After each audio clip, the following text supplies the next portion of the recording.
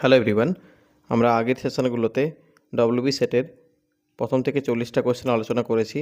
এখন আমরা আরও কয়েকটা কোশ্চেন এই সেশনে আলোচনা করব।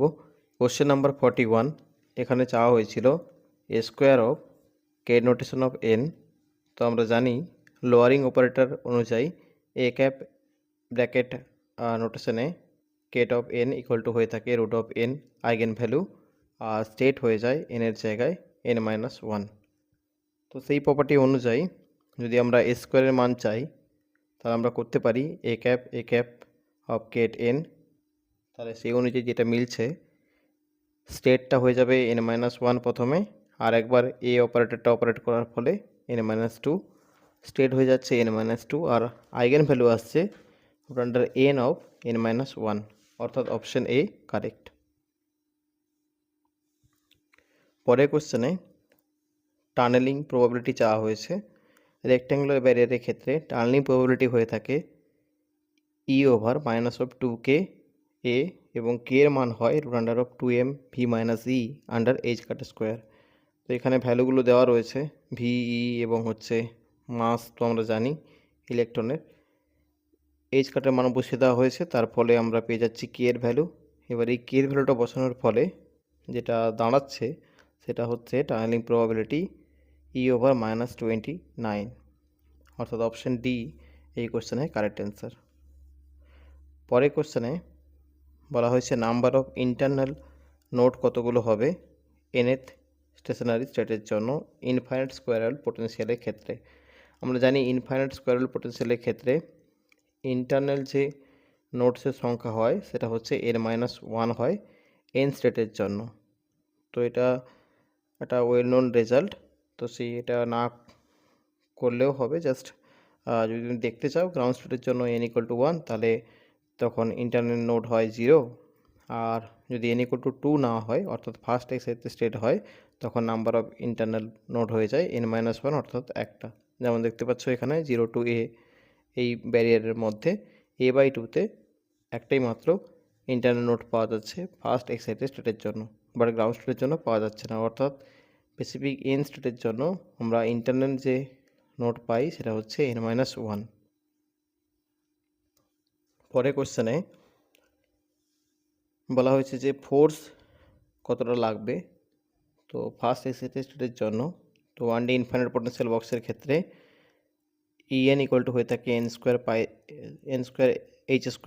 বাই হচ্ছে 8ml², অর্থাৎ n=2 ইউজ করতে হবে যেহেতু ফার্স্ট এক্সাইটেড স্টেট, কারণ গ্রাউন্ড স্টেট n=1 হয় পার্টিকুলার ইন বক্সের ক্ষেত্রে। এবার E2 আমরা পেয়ে যাচ্ছি তাহলে h² বাই হচ্ছে 2ml²।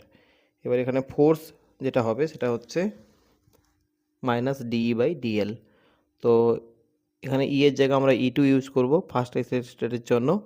তো তার ফলে ক্যালকুলেট করার ফলে যেটা দাঁড়াচ্ছে h² আন্ডার হচ্ছে ml/কিউব, অর্থাৎ অপশন সি হচ্ছে কারেক্ট অ্যান্সার।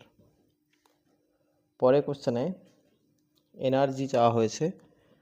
তো যে ওয়েভ ফাংশনটা দেওয়া রয়েছে সেটাতে মড ফাংশন রয়েছে, তাহলে এক্সের মান যখন পজিটিভ তখন আমরা পাচ্ছি সাই = n(e⁻x/x0), আর যখন নেগেটিভ এক্সের মান তখন হচ্ছে সাই হচ্ছে n(e⁻x/x0).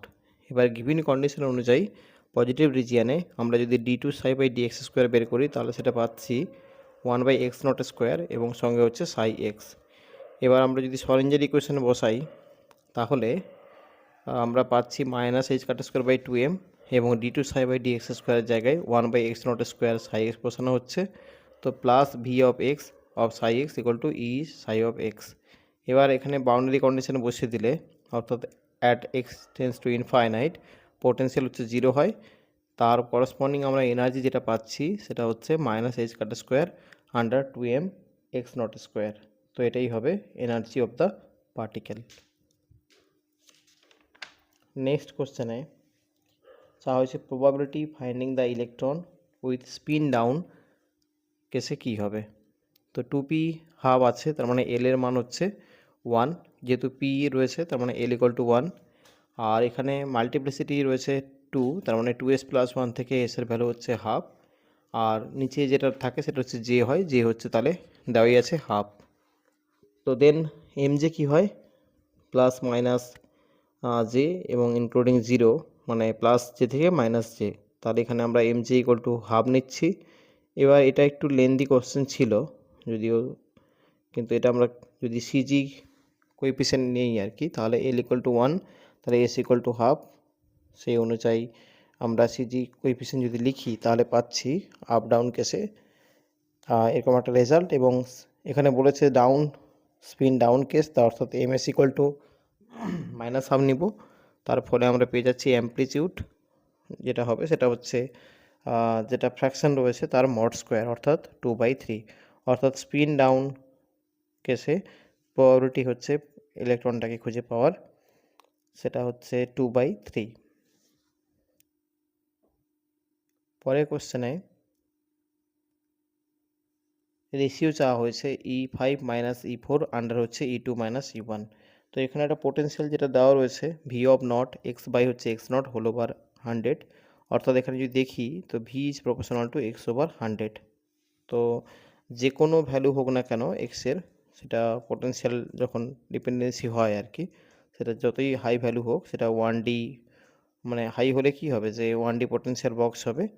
এবার 1D পোটেনশিয়াল বক্সের ক্ষেত্রে আমরা জানি এনার্জি ইজ প্রপোর্শনাল টু হয়ে থাকে এন স্কোয়ার।